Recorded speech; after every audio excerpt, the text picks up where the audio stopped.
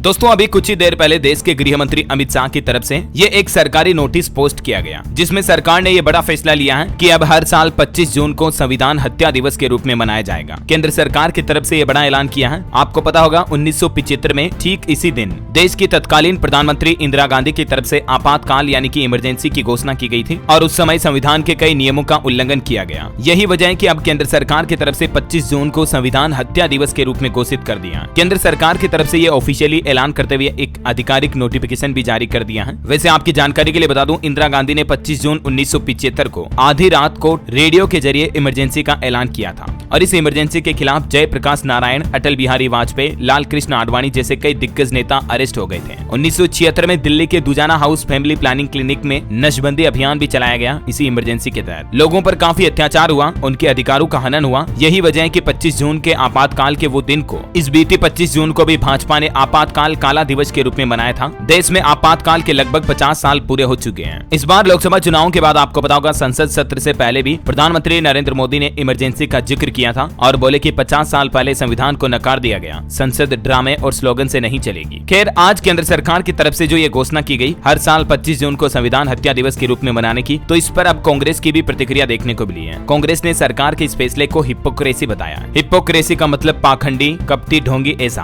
कांग्रेस नेता जयराम रमेश ने भी कहा कि यही वह नॉन बायोलॉजिकल प्रधानमंत्री हैं जिन्होंने भारत के संविधान और उसके सिद्धांतों, मूल्यों एवं संस्थानों पर सुनियोजित ढंग से हमला किया है। खैर अब चाहे विपक्ष पक्ष कुछ भी कहे, सरकार की तरफ से ये ऑफिशियली घोषणा कर दी गई है। मोदी सरकार का बड़ा फैसला 25 जून को संविधान हत्या दिवस के रूप में मनाया जाएगा। आइए दोस्तों देखते हैं कहानी उस आपातकाल की। 25 जून 1975 की उस रात उस वक्त क्या क्या हुआ था, क्योंकि ये एक तरह से लोकतंत्र पर धब्बा ही है। साल 1975 में 25 जून को इंदिरा गांधी के गुरूर ने हिंदुस्तान को आपातकाल में तानाशाही का शासन दिखाया, जो कि तकरीबन 21 महीने तक चला। मतलब 1.5 साल से भी ज्यादा समय तक हमारे देश में इमरजेंसी लागू रही और ये भारत के इतिहास का अब तक का सबसे बड़ा संविधान का हनन माना जाता है। बेड़ियों में जकड़ा गया विपक्ष उस समय, प्रेस की आजादी पर भी लगाम लगा दी गई। 1975 को 25 जून को इमरजेंसी लगते ही देश में काफी कुछ बदल गया। लोगों की जबरदस्ती नसबंदियां करवाई गई और भी इंदिरा गांधी सरकार पर उस समय कई गंभीर घिनौने आरोप लगे। ये उस वक्त के अखबार की द हिंदू की कॉपी भी आप देख सकते हैं। President proclaims national emergency. 25-26 जून 1975 की उस रात की पूरी कहानी अगर आप जानना चाहते हैं तो मैंने डीएलएस न्यूज पर एक अलग से वीडियो डाला था हाल ही में बीते 25 जून को ही। उसका लिंक पहले मैं नीचे डाल दूंगा। जिस वक्त रेडियो पर उस वक्त की तत्कालीन प्रधानमंत्री इंदिरा गांधी ने कहा था कि राष्ट्रपति जी ने आपातकाल की घोषणा की है। वैसे आपकी जानकारी के लिए बता दूं दोस्तों, जैसे ही देश में इमरजेंसी या आपातकाल लागू होता है, देश पर सरकार का कंट्रोल शुरू हो जाता है। आम व्यक्ति के अधिकार सीमित हो जाते हैं। जरूरत पड़ने पर सरकार कुछ अधिकारों पर कुछ समय के लिए रोक भी लगा सकती है। सरकार के पास देश हित में नागरिकों की संपत्तियों को जब्त करने का अधिकार भी आ जाता है। राष्ट्रीय सुरक्षा में खतरा महसूस होने पर किसी भी व्यक्ति को सरकार बिना ट्रायल के गिरफ्तार कर सकती है। सरकार मीडिया सेंसरशिप पर भी रोक लगा सकती है। अगर सरकार को लगता है कि कोई खबर या लेख देश की व्यवस्था को बिगाड़ सकता है तो उस पर रोक लगाई जा सकती है। ये कुछ सरकार को मतलब स्पेशल राइट्स मिल जाते हैं। जैसे देश में नेशनल इमरजेंसी घोषित होती है तो नेशनल इमरजेंसी कब कब लगाई जा सकती है? जब कोई गंभीर आपदा हो, कोई युद्ध आक्रमण की स्थितियां हो या देश के अंदर कोई बड़ा कलह हो, बड़ी आपदा आ जाए, नेशनल आपदा प्राकृतिक, तो ऐसी स्थितियों में देश में सरकार नेशनल इमरजेंसी लागू कर सकती है। राज्य आपातकाल या राष्ट्रपति शासन के रूप में ये इमरजेंसी लागू होती है। जब देश में आर्थिक मंदी आ जाती है, वित्तीय आपातकाल लागू किया जाता तब, है ना। तो आखिरकार इंदिरा गांधी ने यह आपातकाल लागू करने की कब प्लानिंग की और क्यों लगाया था, इस बाबत पूरी डिटेल जानकारी का लिंक मैं नीचे डाल दूंगा दोस्तों। जब आप फुर्सत में हो तो उस वीडियो को जरूर देख लीजिएगा अगर आप इंटरेस्टेड है तो। और बाकी आपका क्या ख्याल है सरकार की तरफ से जो ये संविधान हत्या दिवस घोषित किया गया, करंट अफेयर्स के हिसाब से तो इंपोर्टेंट है, याद रखिएगा। इस पर आपकी क्या राय और विचार मुझे नीचे कमेंट करके बताइएगा। इस वीडियो को लाइक और शेयर करना, डीएलएस न्यूज चैनल को सब्सक्राइब करके बेल आइकन जरूर दबा देना रोजाना ऐसे इन्फॉर्मेटिव काम की खबरें देखते रहने के लिए। जय हिंद, जय भारत, वंदे मातरम।